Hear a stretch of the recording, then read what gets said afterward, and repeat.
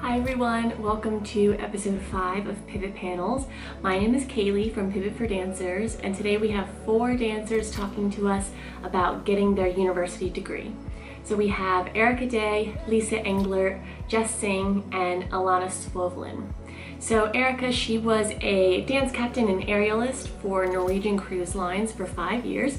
She also worked as a dancer for Celebrity Cruise Lines, in Vegas the Show, Alma NYC, many others, and she's also a Bar 3 instructor at Bar 3 Henderson in Las Vegas. She's currently attending the College of Southern Nevada, but she plans to transfer to the University of Nevada after 2 years to complete her undergrad in psychology. Leisa has worked for Universal Studios Orlando for 8 years now, doing a ton of different roles, dancer roles, performer roles, all different kinds of stuff. She's also worked at some of the dinner theater shows on International Drive in Orlando, as well as industrials, gigs, all that kind of stuff. She's currently studying economics at the University of Central Florida in Orlando, and she's currently about halfway through her undergrad degree. Jess has worked for Universal Studios Japan as a Bobaton. She's also worked for Royal Caribbean Cruise Lines on Quantum of the Seas, where she was a dance captain, Freedom of the Seas, and Spectrum of the Seas. Now she's studying her Bachelor of Nursing Science at the University of the Sunshine Coast in Australia. Jess just finished her first semester out of 6, so kind of like Erica, she's sort of at the beginning stages of going back to get her degree. Alanna, she's worked for Tokyo Disneyland, the LA Opera, she performed in the Vancouver Winter Olympics. She's also worked for Holland America Cruise Lines, a few other ballet companies, Disneyland in California, MGM Macau in China, and many others. And now she's studying for her Bachelor's in Performing Arts at St. Mary's College in California, and she's also part of the LEAP program, which she'll talk about in the session. She has 1 more semester to go, so she's almost finished. So I think we have a wide range of dancers just starting out with their degree, sort of in the middle and coming towards the end. So without further ado, here's Pivot Panels episode 5, Getting Your Degree. So we're just gonna jump right into it with, first of all, why did you decide to get your degree and why did you choose your particular major? So let's start with Erica. Okay. Well, I always wanted to go back to school, but I just personally, for me, knew that I didn't want to go to school for performing, just because I think it's a cultural thing in Canada. It's not very prominent at all. Where I feel like in the States, I feel like a lot of dancers who want to be a performer go to a musical theater program or something like that. It's not really the case in Canada. So I kind of put it on the back burner, and then I was already starting to kind of go back to school. I was taking an event planning course this year, and then obviously the pandemic hit, and I was like, this is not at all what I want to do. I really want to help people. And I picked psychology because into beginning of 2000 or fall of 2019, I got severely injured in my show. And I was just like, what am I doing with my life? You know, it was kind of the first time that I'd hit that wall of I can't perform forever. And while some people can easily, I feel like, transition into other parts of the industry, that wasn't something that I was necessarily looking at because of my injury.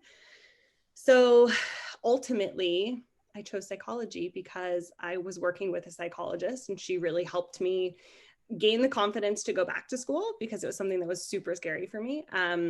I really thought I was an idiot. I was like, I'm going to fail. Like, it's been, it had been a decade, and since I'd been in any sort of academic setting. So that was really, really terrifying for me to put myself out there and go back. So ultimately, that's kind of why I chose psychology. And it's interesting because before I got into performing and was looking to go back to school right out of high school, I thought I would get a psychology degree and a political science degree at the same time. So I feel like it ended up coming full circle. It just took a really long time for me to decide what that was. Yeah. I started out as a psych major. I've always loved psychology, but yeah, I think it's really an important thing to note that so much of the pivot thing, or like when you realize that you can't perform anymore, it's much more of a mental health thing than anything. It absolutely is. Yeah. And I think I think, you know, not everyone is ready to just, you know, I'm going to use a really lame metaphor, but hang up their dance shoes, right? You know, like, and I feel like a lot of dancers are probably struggling with that in this pandemic. Is it my time to transition into something else? And, you know, just because I'm going back to school and I kind of have a path set forward for me doesn't mean that that's what everybody's path is, you know? And I think that that's a really important distinction to make, because it took me a really long time to decide what I wanted to do. And I also think it's a very fluid path. So, you know, it'll eventually reveal itself to you. I think you just have to keep putting one foot in front of the other. So, but yeah, mental health in pivoting is very important. Yes. So Jess, what about you? Why did you decide to get a degree? So I came back from ships in March, which was kind of like quite early on in the whole like timeline, I feel, of COVID. But I was in Shanghai back in January when we left. And I think I kind of had seen the effects of COVID, like when it first hit China, and we had a lot of Chinese crew, and how hard it like hit them way back then before we even made it home. So I kind of came home and I was already prepared for the industry to kind of crash, I think. So I just didn't want to waste the rest of this year. I just didn't think that anything was going to be going on really as far as entertainment and especially cruise ships goes.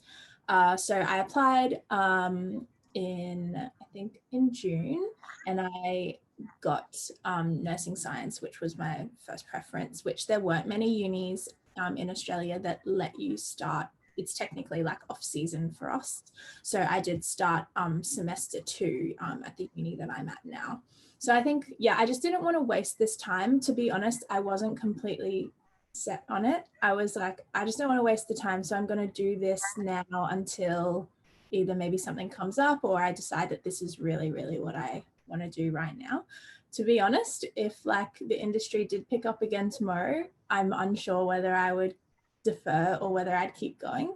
But I just, yeah, I knew that nothing was going to be happening anytime soon, and I just didn't want to waste the time. So I think that's kind of how I ended up where I am. But I'm really happy, and I am really, really enjoying it. Yeah. And why did you choose nursing science? Like, was that something that you always wanted, or? Yeah, I had thought about it in the past, but I am petrified of vomit. Like I am terrified of it. I don't like vomiting. I don't like watching people vomit. Like I absolutely despise it, which has always deterred me from doing, especially nursing. Like I feel like it's one of those things that you're going to see every day.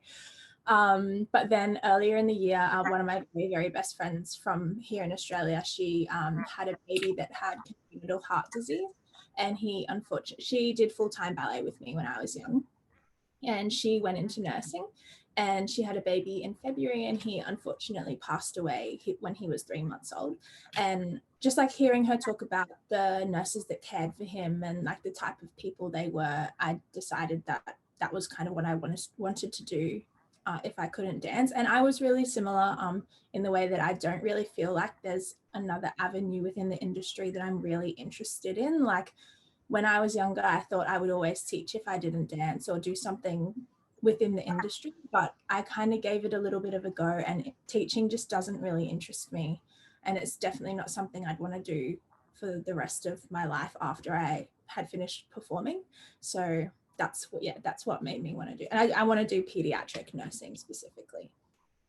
Okay, awesome. Yeah, it's pretty cool that you had sort of a bird's eye view of COVID as well, and can kind of see it happen before it happened. So I think it's really interesting.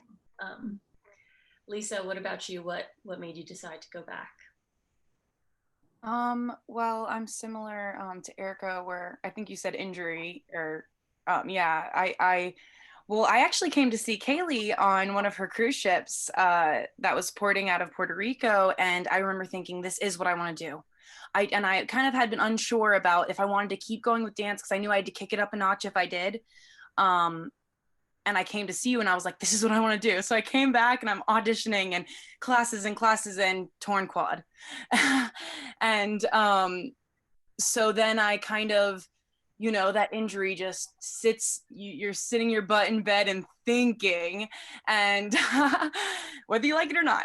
And around the time I had started dating someone who had, you know, gone through school and was finally seeing, you know, the fruits of their labor, so to speak, where they were finally, I could see that they had this peace in them because they were finally had the financial stability, and they were able to do these things like travel and do these things like explore new hobbies because they had that extra time that they didn't have to just be working all the time.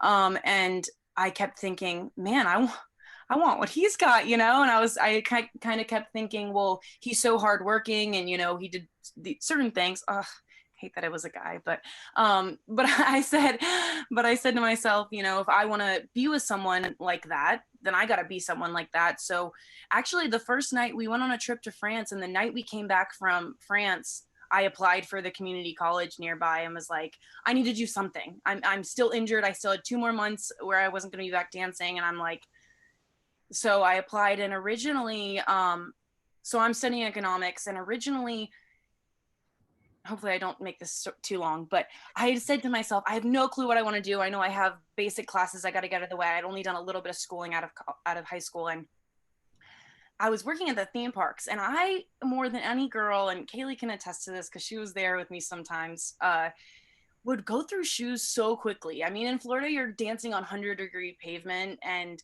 anyways, but I seem to go through shoes quicker than any other girl. And I kept thinking, my dad's a podiatrist, a foot and ankle doctor.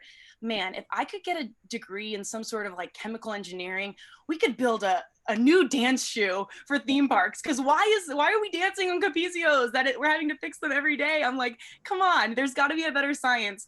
So that was kind of my initial draw. And then I go to my advisor and they're like, you need this much math. And it's like, like the list goes on and on. I'm like, I don't know if I can. So eventually I rested on, after going through one of those college skills class, I'm like, advertising and public relations. I love to talk, and I love psychology and the understanding how people think. I think that's very interesting towards advertising and marketing and PR kind of stuff. And they required you to take one principles of economics class, and that was it. I was sold. I took the one class and I was like, this is the way I think. This is how I see the world. And I was just so sold. I like went to I actually didn't pass my first economics class. I was so into it, but it was so overwhelming to think of these ideas that I kind of already had in my thought process, of these ideas of, you know, opportunity cost and certain, you know, what's the word, you know, cost and benefit data analysis that you do, like, but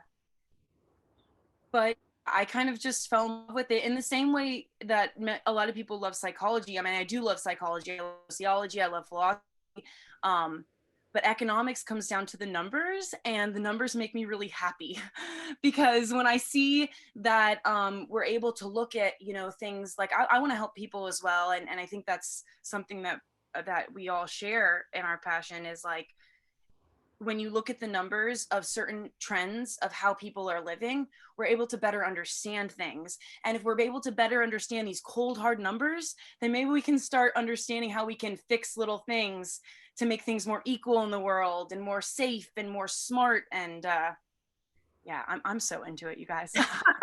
Yeah. I love how like you just talk about it for ages. I know, I'm so sorry. I wore my shirt. My mom got me this shirt. It says collecting data is my cardio. Nice one. Economics jokes. Yeah, cool. I think that one thing I want to touch on as well, though, is that you started out at Valencia College in Orlando, and now you're at UCF, the big university, whereas Erica, that's sort of your same path as well. You're at the community college now, and then planning to go to the bigger university, which I think is something that, I don't know, maybe has a weird stigma around it, at least in the States, where it's like you go, you know, Erica, if you want to speak on that. I have a lot to say about this, because I am a huge advocate of community college. I think it's brilliant.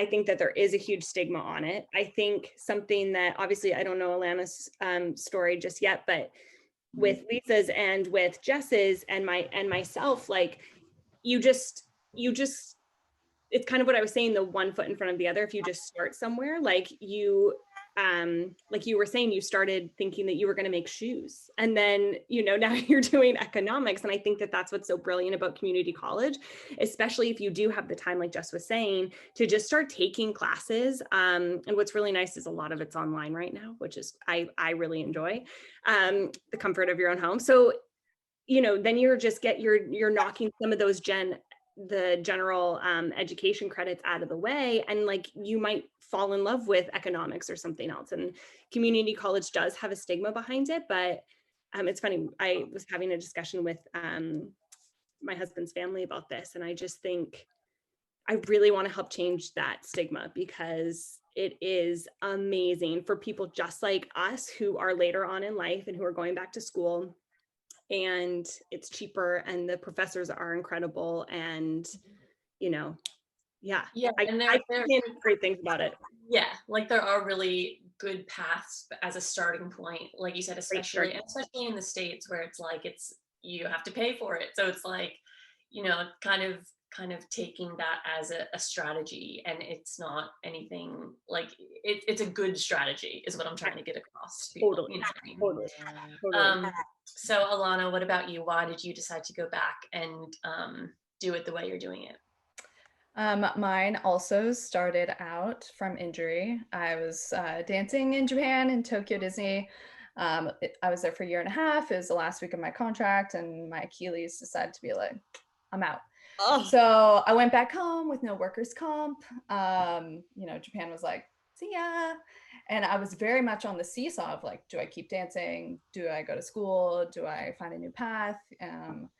And I wasn't ready to like fully commit to school. Also, I had no idea what I wanted to do yet. I was still like a dancer. And so I kept working, which made things worse. But during that seesaw process, I found this program called Liberal Education for Arts Professionals. It's through St. Mary's College of California.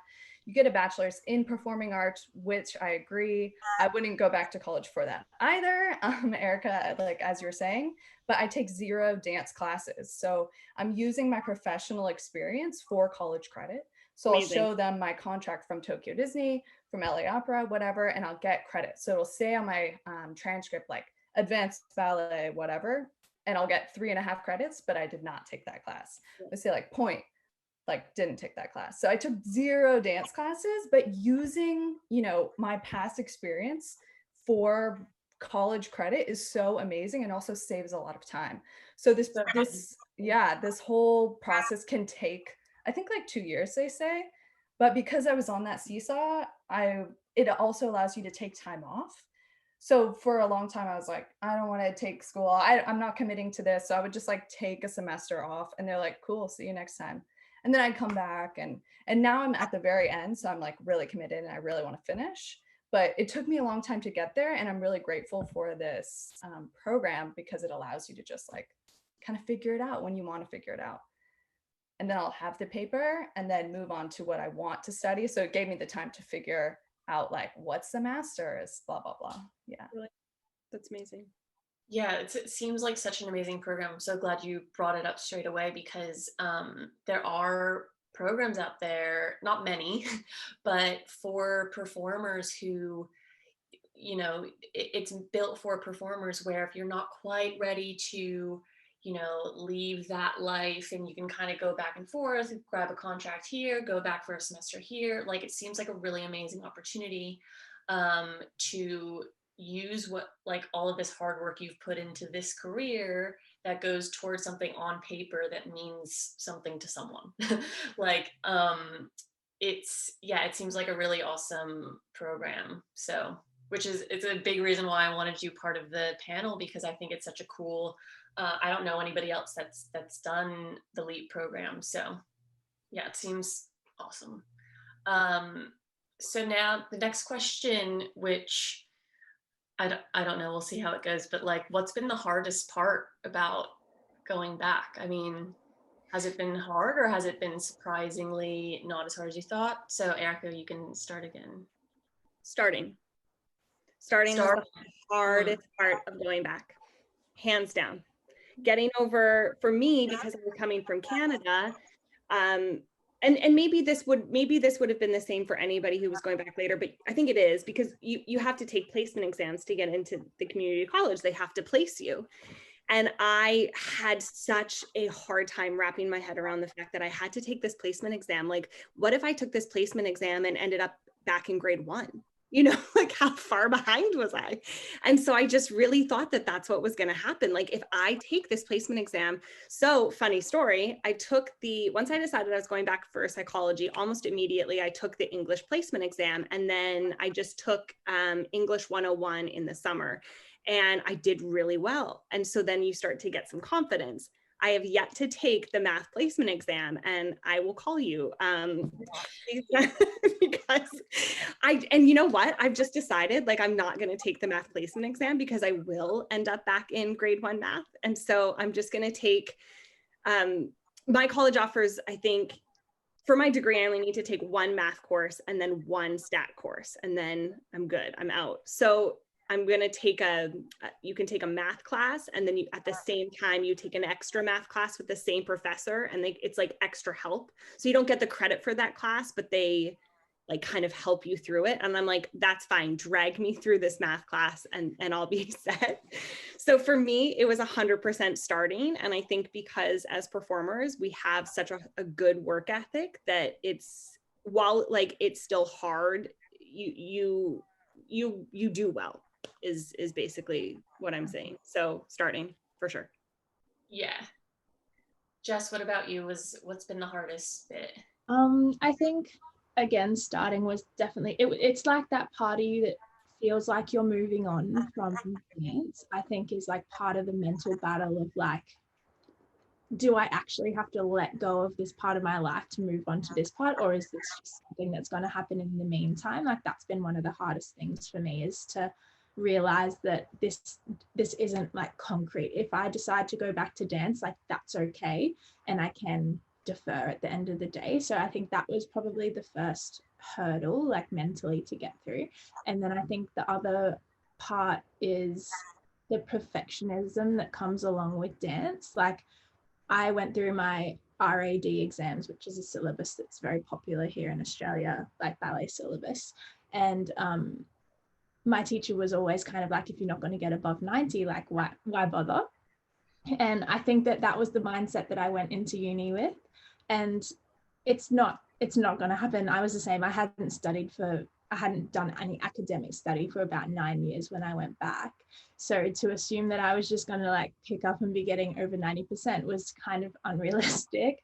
But that was what I had ingrained in my mind. So I was like always pushing for that. So honestly, for the last 6 months, I haven't had much of a laugh at all. But I think I've realized that now, and going into next semester, I'm going to be a little bit more relaxed about it. But yeah, just being the best all the time, like always competing, when it doesn't really have to be like that. Interesting. Yeah, I think the perfectionism thing is something that so many dancers struggle with. And yeah, that's really, I hear that so often, like across the board, from with people pivoting to different things. It's like kind of getting out of your way in that sense. Like, you don't have to be perfect. It's okay. But yeah, cool. Leisa, what about you? What's been the hardest? I think that's something that unexpectedly has been interesting for me, being an extrovert and a Capricorn, is I've been a little lonely because I've found, great, I found something else I'm passionate about, but I mean, I'm going to school with people that are much younger than me. So there's a barrier there alone. But then they don't understand my love for the art. And then it's anybody I connect with in dance does not understand my love for data analysis and economics. So it's a bit of like I sometimes don't feel like I fit. And that's a peculiar feeling for me, being a social butterfly type person. And as well, the same thing that Jess was saying about the perfection. Now that I'm deep into my major, I'm about a junior, senior, almost, and I withdrew from my first class in my program in spring, and that killed me. I fought as long as I could until the withdrawal deadline, and then it was like I couldn't do it. I was And then this past spring I failed my first class, and that was a tough thing. I kind of had to have ironically, a come to Jesus moment where I said to myself, if God himself came down from the heavens and said to me, Leisa, it takes you a little longer than everyone else, would I stop? Probably not. I wouldn't stop being passionate about it. So it's like, if there'd be more people studying economics if it was easy. And the math thing, I mean the math thing is, that's been a huge struggle, because I think that at a young age, I don't know if it's the community I grew up in, but I definitely think that there was this idea of, a math and science brain and an analytical brain and an artsy kind of fluid brain. And I was like, I'm an artist. And I loved literature and reading. So I kind of just identified that. So I didn't care about math. I just did what I had to get by. And now I'm falling in love with numbers. And I'm like, man, I did not set myself up for success to fall in love with numbers so much. But yeah. That's about what's been tough for me.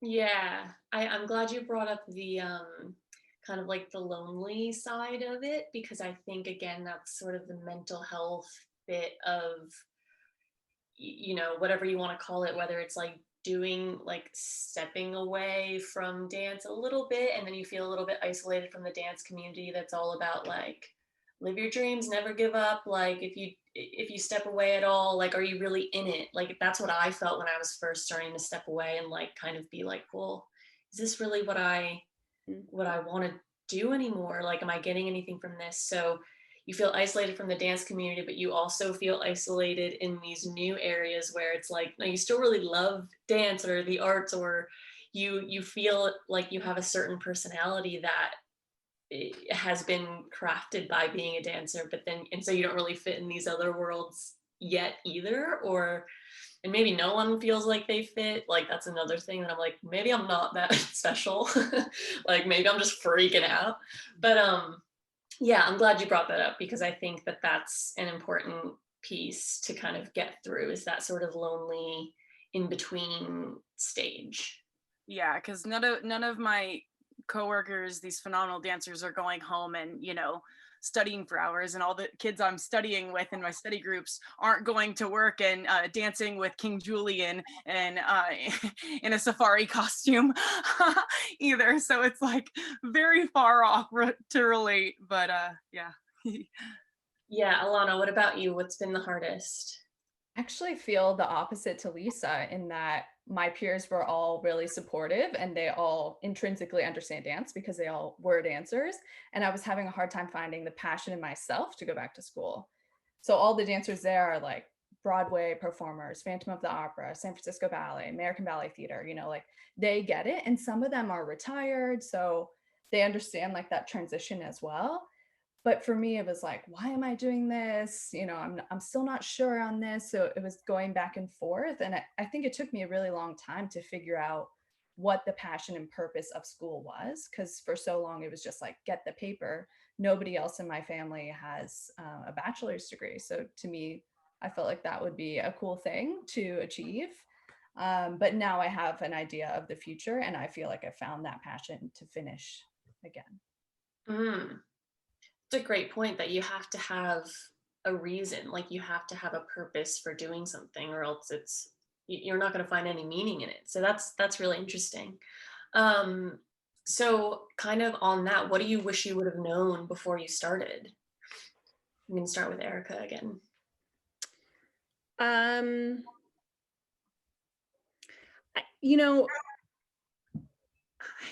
I think for me, again, I wish that I just would have started sooner. I don't know that I wish that I would have known anything, or maybe I wish that I would have,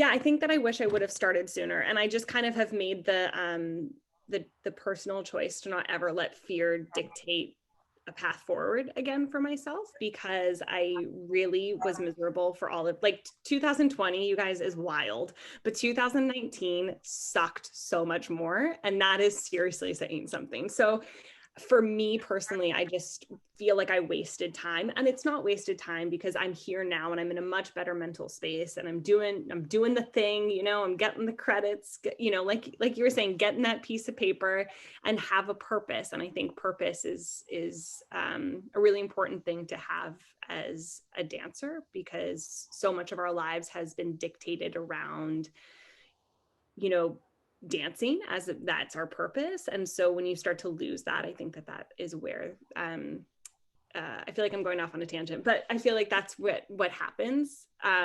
So school has kind of taken that place for me, and so that's really important. So for me, I wish that I would have known that I could do it, and didn't let fear dictate not doing it. Like, don't ever let fear dictate not doing something, you know, is my advice to the world. I think about that a lot. Like if I'm about to make a decision and I'm like, am I just scared? It's like, no, then I should probably do it. Like that's probably the reason to do it, is if you're scared. Well, and for me, I literally was like, I'm just going to fail. Like, what if I fail? And what I think is so beautiful, Leisa, is that you were saying like, well, no, I failed this class, or I withdrew from this class. Like it had to happen, but it's still not going to stop me from taking the class again and from passing it and from getting my degree and ending up where I want to go, even if it does take me a little bit longer. And so, yeah, I think knowing that if you fail, it's okay. It's just a part of the process and a part of your journey, but not doing something because you're afraid of failing. Like I was petrified. I just remember sitting on my couch being like, well, no, I like, well, I don't know what I was thinking, but it wasn't positive. So that's my long, short answer. Yeah, great. Yeah. I think it's true. Like I would stand by that. Jess, is there anything you wish you would have known before starting? I don't think there's actually really anything. I think it's just the pressure, similar to what I said before. Like it's okay if it takes a little bit of time to kind of get into that avenue, that academic kind of frame of mind, when you have been so passionate about your career and what you want to do. Especially I feel like as a dancer from such a young age, from 12 or 13 or 14, we knew that was what we were going to do, and we put absolutely everything we had into making it, whereas that's not necessarily the case in all other professions. Like it's okay to become a nurse when you're 30 or 35. It's not the end of the world, whereas that's not what you're taught as a dancer, obviously, because you can't be really dancing on stage when you're 75 years old. But I think that kind of frame of mind, I wish that I had some. I don't think you couldn't really be told, to be honest, because you have to experience it to really know. But just that, like, your timeline isn't as short as you think it is. I think that everyone kind of freaks out about having to have this set and done and succeed by this certain point. And I think that that's not necessarily, it is the case maybe in the arts and as performers, but not in what maybe you're going to do after dance. Such a good point. Like, I think, when I was dancing, you feel like life's about to end because there's always this like looming expiration date, and it makes things really dramatic, like not even in a negative way. It's just like it makes everything feel, which thinking about Pivot a lot and all of that stuff, it's like it kind of makes it so awesome in that way too, because there is an expiration date. It's like life itself has an expiration date, but like your dance life has such a short time, which makes it like really lovely that when it does exist. But yeah, like life doesn't end at 25 at all. So it's like there's time in that way, and like you can kind of spread out and take your time. I think that's a really good point. Leisa, was there anything that you wish you would have known? I mean, I think that the things I wish I would have known are, personal habits. Obviously, there's no way of me to know my best study habits, but man, that has been a pain in my butt, is like trial and error while your grades are on the line. You're like, well, I think this is the best way to study for this. And then, the test is there, or the assignment's due, and you're like, well, and then you learn, and like it gets easier and it gets better. But man, I wish I had kind of, had a better idea of how my brain processed things. I don't remember that from when I was in school years ago. I don't remember it. And likely if I did, that probably wouldn't have worked for me now. So yeah, I guess that's about it, but I don't think that that's something I could have known anyways. Yeah. Well, yeah, a lot of this stuff you kind of have to, like Jess said, you have to experience it. You have to go through it to figure it out. Alanna, anything you wish you would have known? I agree with Erica in that I wish I started earlier, and I think like you don't have to go full on when you start. Like maybe you just take one class or two and you get like the basics out of the way, and then in that time you also take some new stuff you wouldn't have thought of before. So you know you're expanding your base to think of stuff for the future that you might be interested in. And I think I could have definitely done that while on tours and on contracts. This last tour I was just on, I was working upwards of 70 hours a week plus taking 4 classes. I'm psychotic, but it's possible. Like if you want to make it happen, you make it happen.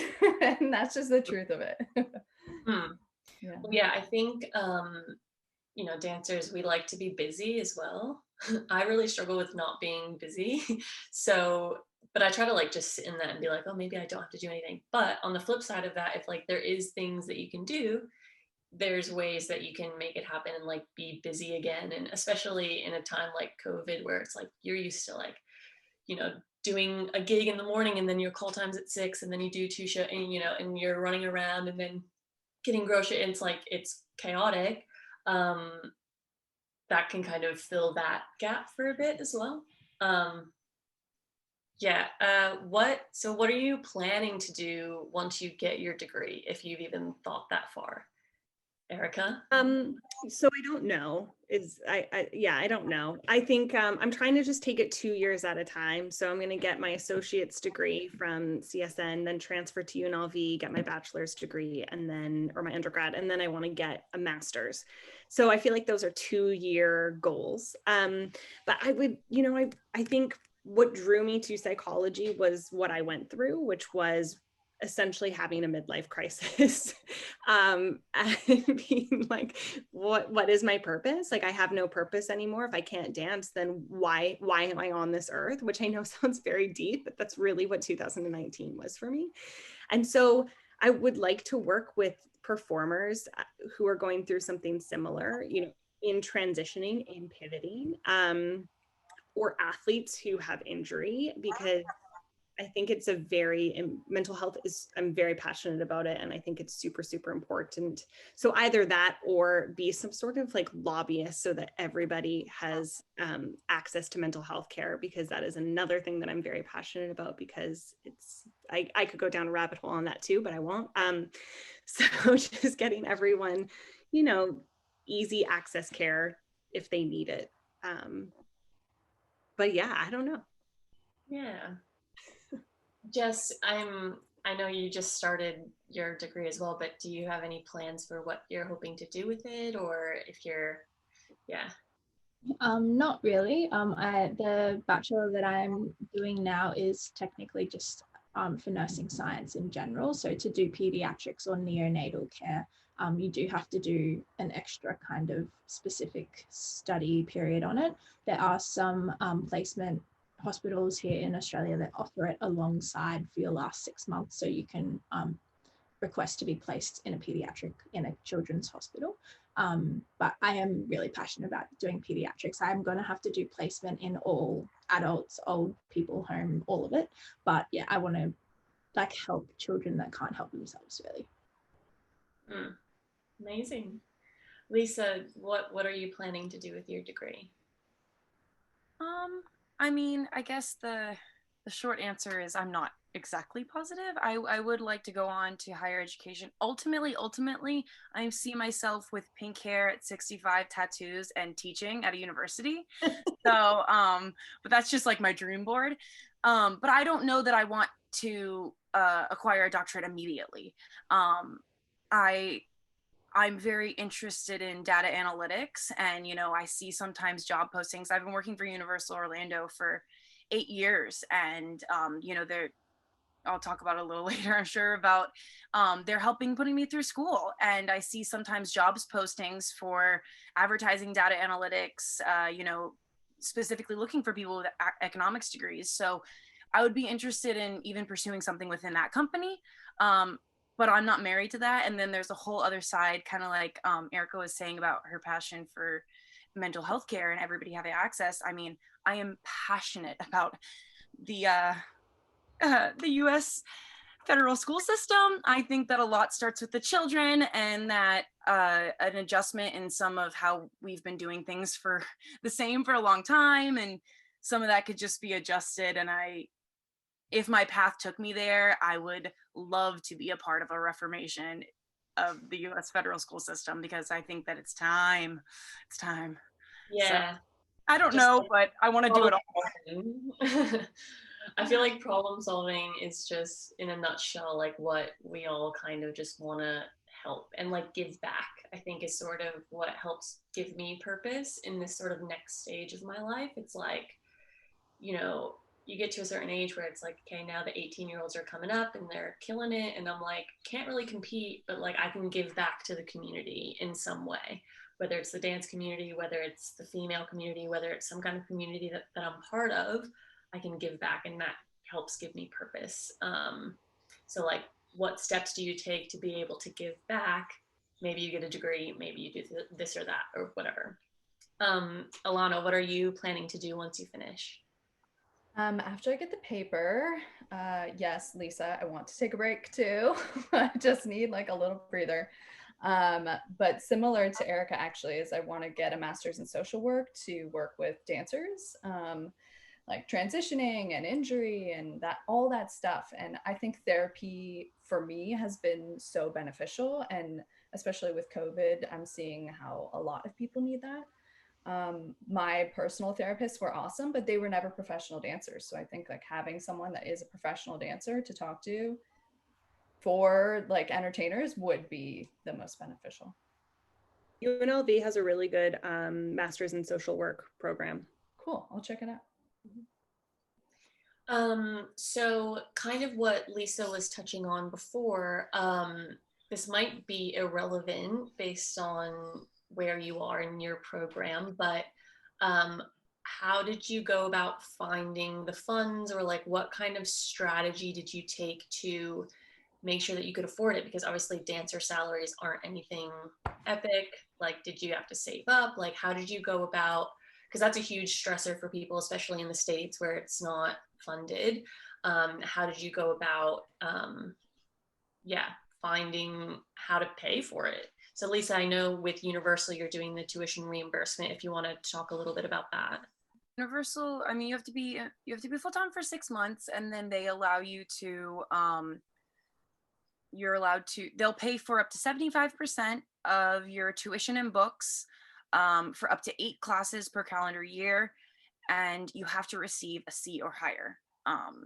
I learned the hard way that a C- is not a C. So you don't get reimbursed for C-.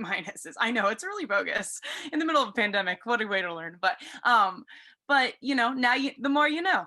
But yeah, it's a great program, to be honest, because I always kind of joke to my friends at Universal that I get paid more than them, because when I account for all the money I'm making or I'm getting to put towards university, I'm like, well, my hourly rate is actually much higher, you know, kind of jokingly, because I want to encourage, because and a few of my friends have began to go to utilize the reimbursement program.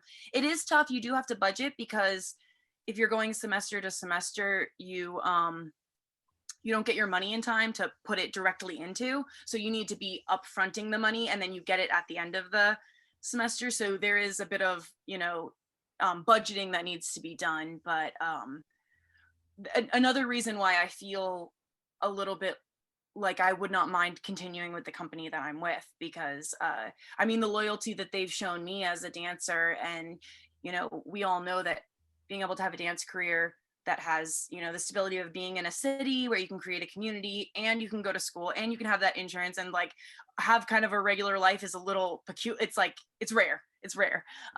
So yeah, I feel really grateful that the program exists. I mean, sometimes I feel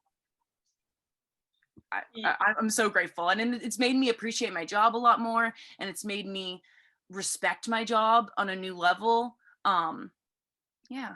Can you choose any school? Sorry. Yeah, go ahead.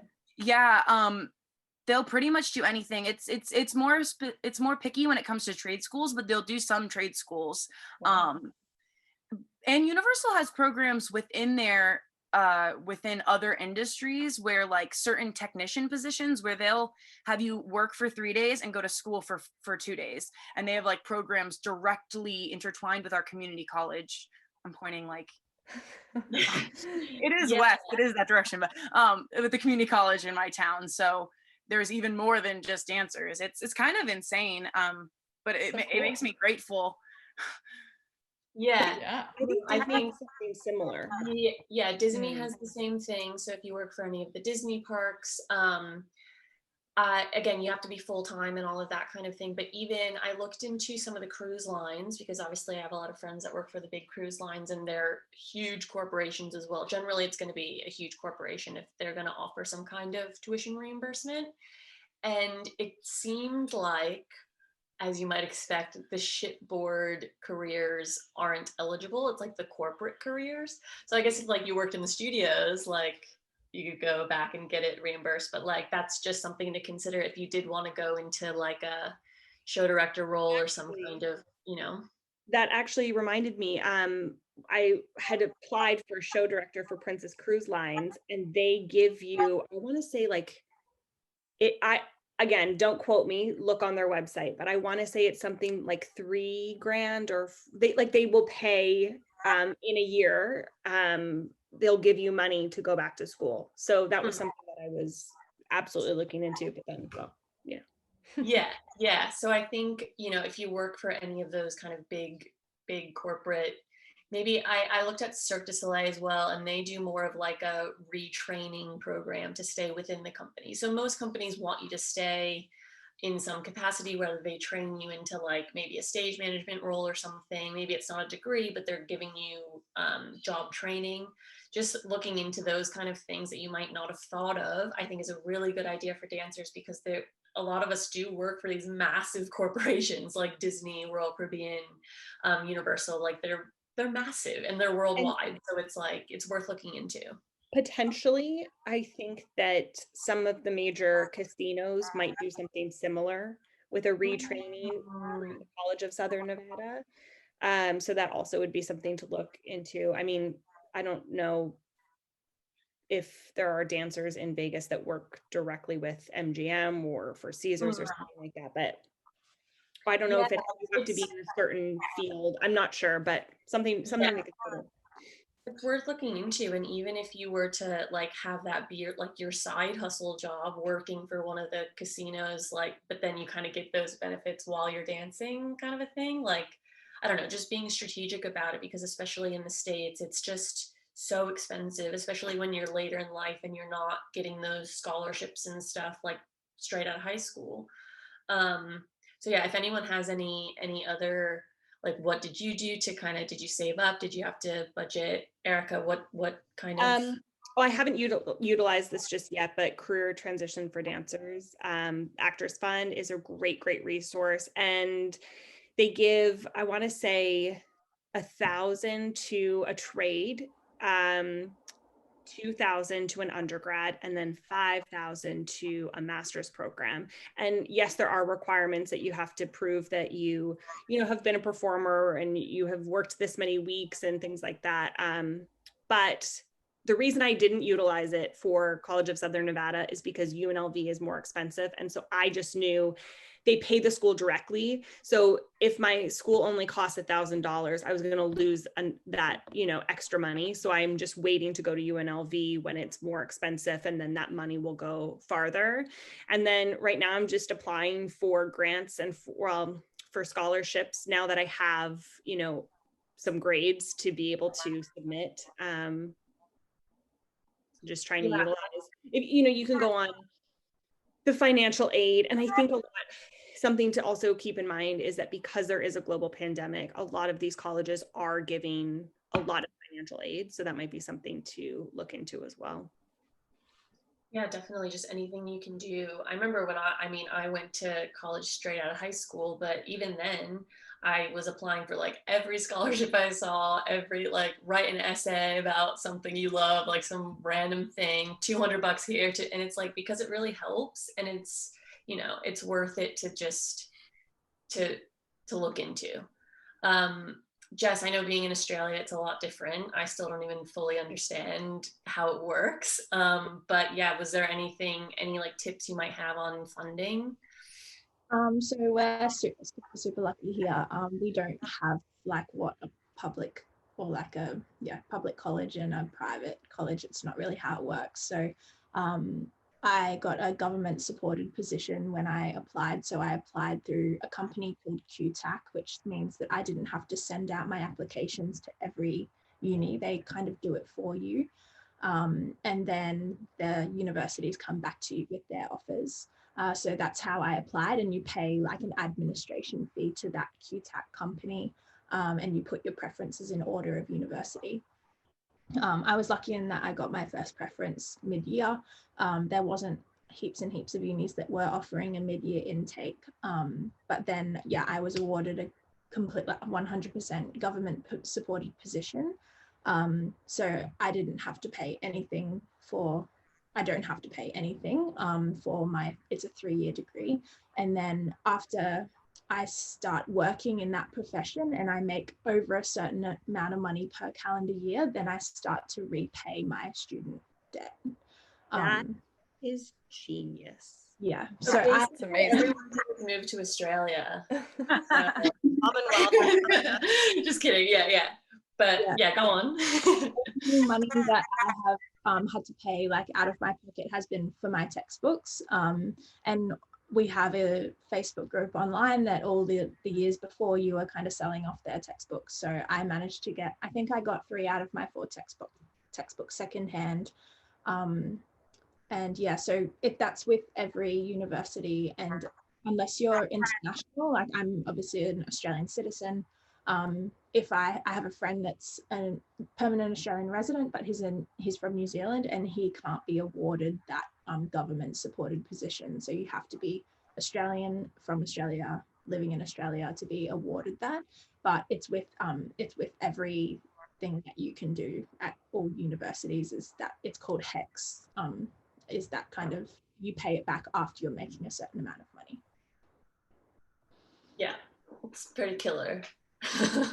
No, thanks for explaining that, because I always am like, what's going on with that? But I think even in Australia, like, so for me personally, I've considered going back for a master's degree, but I'm obviously an American citizen, but in Australia, well, when the visa's approved, whenever that's going to be, I live in Australia, and so, but it still wouldn't count for me. But they do, in Australia, there's AusDance, which is similar to the Actors Fund. So there's grants on there. And I think really owning your arts background as well is something that I'm a huge proponent of, because for applying for grants, applying for scholarships, that's such a amazing leg to stand on. that you worked your whole life for this thing. Like, it just shows a lot of good qualities. So really using that to your advantage, applying for arts grants, even, like, there's a ton of those out there, and people just like love people that are in the arts. It seems like they just want to like give you money, and there's so many arts organizations that are there for you, but it's just kind of doing the research and figuring that out. Alanna, for the LEAP program, is there financial aid through them, or is it separate, or did you have to figure it out on your own? Or it's kind of a separate thing. I pay out of pocket, but I did find out about this really amazing program called Union Plus. And because I'm an AGMA member, it pays for almost all of the schooling. So the way that LEAP works is kind of like a 3-system, like little ditty. So there's like the general education, you pay for those. And then there's the portion that's like, it'll say like advanced point or whatever, like that's already taken care of. I don't pay anything. It just like goes. And then there's another portion where some people come in with college credits. You can fill that last portion with just essays, like just writing essays, and then you'll get like 3 credits per essay.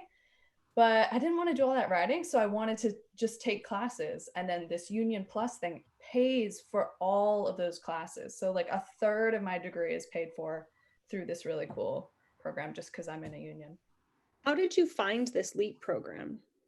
I have a friend that's done it, and I maybe found out some information from Actors Fund as well. Yeah. So, and can you do your degree program online? Like if somebody that wasn't in California wanted to do the LEAP because it's only through St. Mary's, is that right? It's through St. Mary's, but they have 3 different hubs in all like the big dancer areas. So there's one in Vegas, LA, and New York.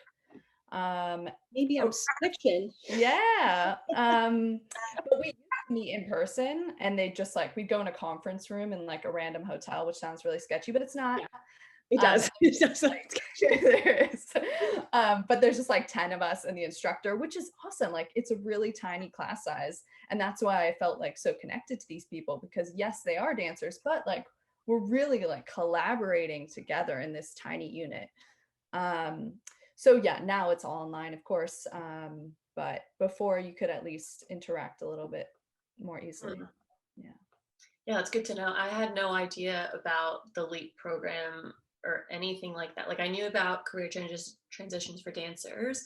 And I think that's similar to kind of the tuition reimbursement thing where it kind of comes a little bit later is what I've heard.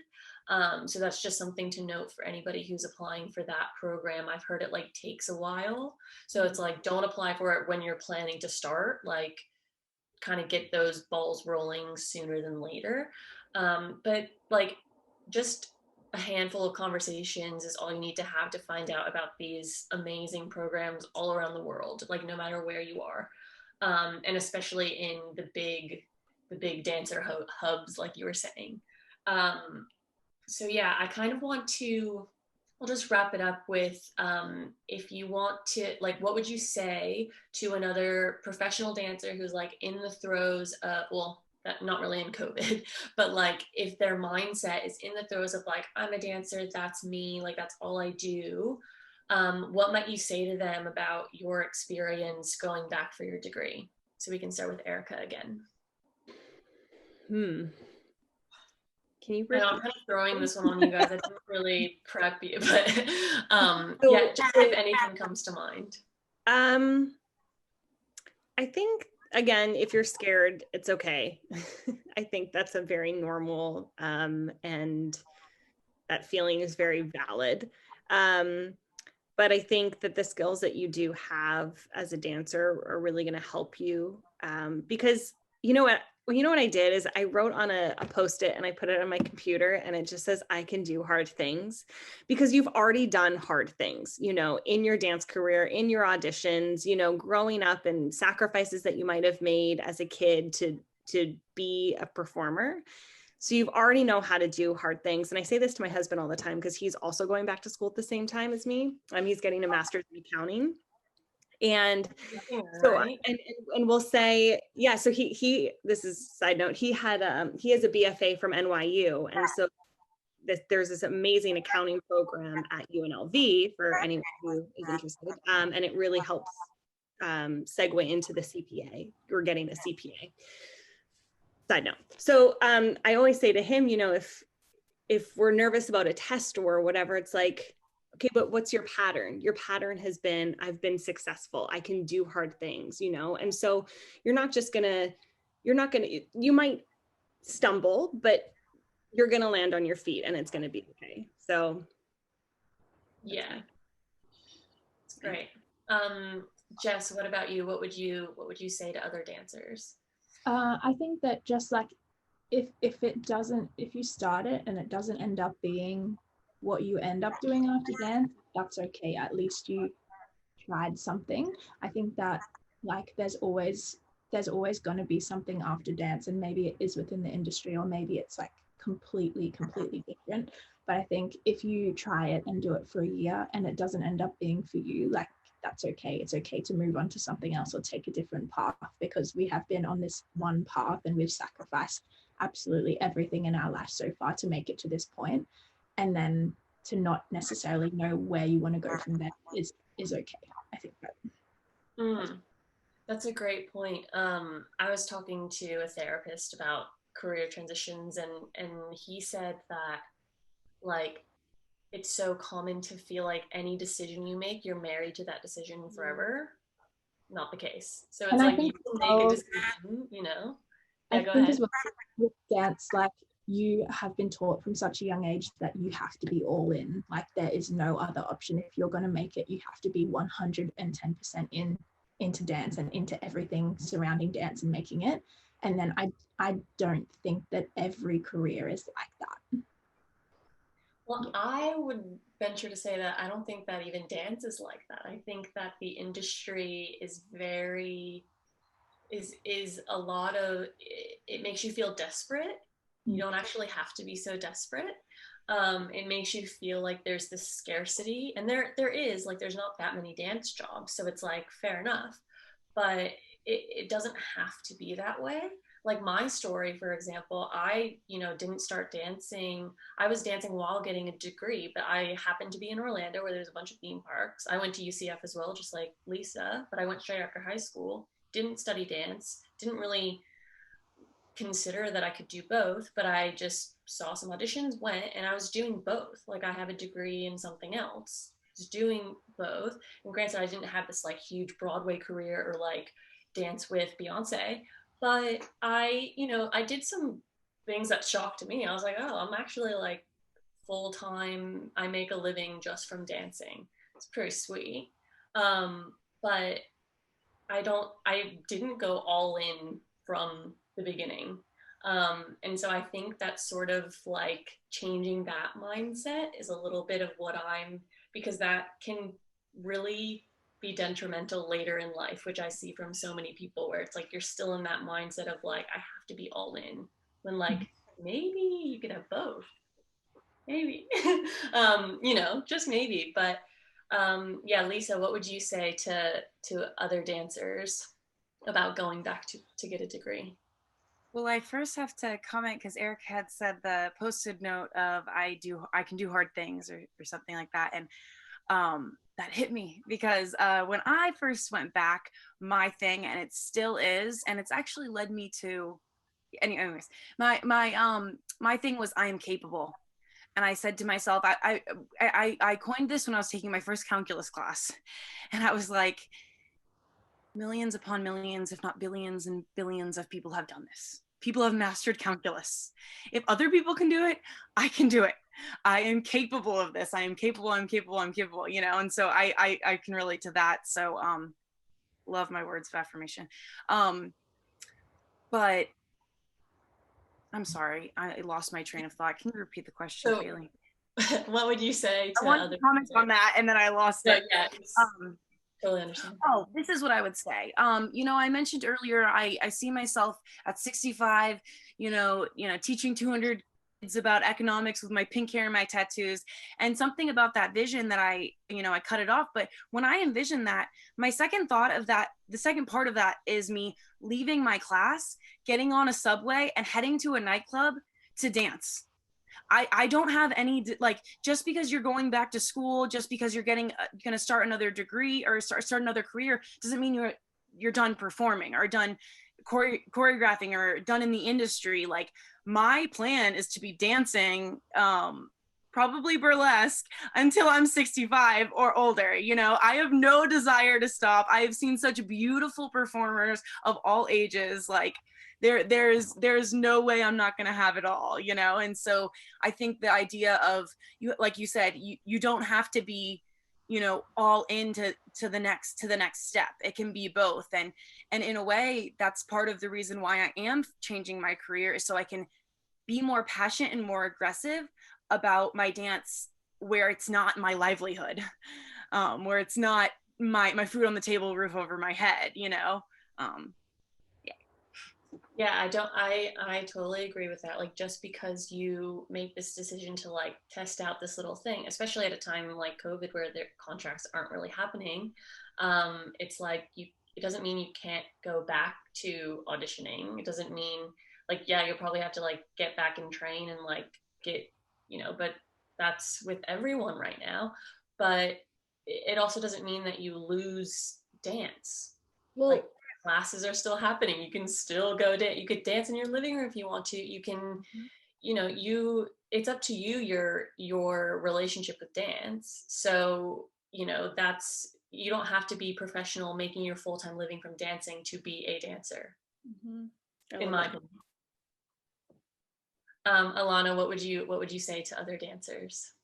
I'm going to echo Jess and say that you should just give it a go, and to also be resourceful about it. I think we are resourceful as dancers because you have to look for the next audition. And then when you have the job, look for the next audition, and so on and so on. So I think you can test the waters and dip your toe a little bit in ways that you're not really committing to a full program. Like, just take a class in this, or you don't know what you want to do, take a class in that. My brother is a dancer also, and he's in that transition right now. And so I've talked to him about school, and he says, well, but there are so many things I'm interested in. And I said, well, just try one, like, don't freeze up, just try one of them. And then you'll know, oh, okay, I didn't really like this thing. Let me try the next thing. So you're not really losing anything. You're just trying stuff out and learning new stuff. Yeah, I love that. You're not losing anything at all. Like, and that goes back to Erica, what you said about like this being fearful of like, oh, what if this, what if that? It's like, well, but what's the worst case scenario? Can you handle that? Yeah, most likely. And it's probably won't happen anyway. You don't know what you don't know. Like, you might get a degree, and then you might be the next I was gonna say Lindsay Lohan, which I hope isn't true, but she was the first person that came to my head. So I'm not very current. You might be the next, you might be the next you. I don't know. You know what I mean? Like, you don't know what you don't know.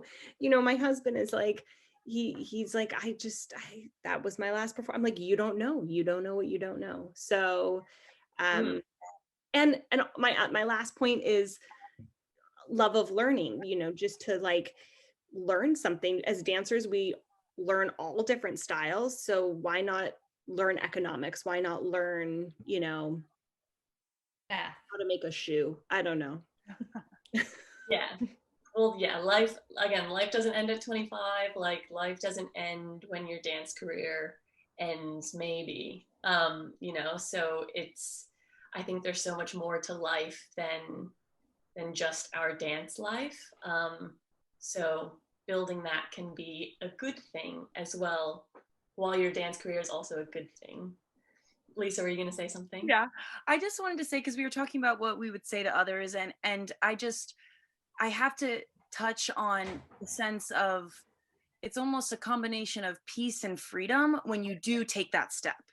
When you finally allow yourself to say, there's other things that I could potentially be passionate about outside of dance and performance, there's a sense of, courage, because you just by starting, you overcome that fear, but also a little bit of like, wow, I can do other things. There are other things. Like, it's a sense of peace and freedom, and a bit of independence, because you're stepping a little outside of your comfort zone of the industry, Yeah, I think also like rediscovering your identity, because our identity has become so wrapped up in dance. It's like, who am I without this? I know there's someone valuable there, and it's just a matter of peeling back the layers. 1000%. It's so good. Like, once you step outside of your dancer identity, realize that you're more than a dancer, it's so empowering. And it's so, like Leisa said, it's like your life just opens up. And I found that the dance, when I was like in my dance thing, I felt so desperate. And now I feel less desperate now. I might not like love my job in the way that I used to, where it's just easy to wake up and like go down to, like, on shift, you just wake up, you go to the theater, and you're just there, and everyone's in love, and it's so fun, and you're just like, it's fun. Like, you can't deny that's pretty awesome. But like, I've been saying recently that like, I might not love my job now, but I feel like I'm actually building a life now, which I couldn't do as much before, because I felt so desperate for the next thing or whatever. And of course, I'm sure we could all talk about this for hours, but yeah, thank you so much for coming on to share your experience. I think it's really inspiring and amazing. And yeah, I think a lot of dancers will benefit from what you had to share. So thank you. Thanks for having me. Yeah, thank you. Thanks so much for watching. I hope you enjoyed that. If you did, feel free to subscribe to our channel, like, and comment on this video so that we know to make new ones. Also, a huge thank you to our panelists, Erica, Leisa, Jess, and Alanna. It was so lovely to talk to you guys. I think that a lot of dancers will really resonate with this kind of content, with upskilling and pivoting and all of that good stuff. It's really inspiring, so thank you so much. If you don't know about Pivot for Dancers, definitely check us out. Our website is pivotfordancers.com. We're also on Facebook, Instagram, LinkedIn, all that good stuff. And again, I'm Kaylee. Feel free to reach out if you have any questions, you want to get involved. I would love to hear from you. Yeah, and we'll see you next time. Thanks so much again.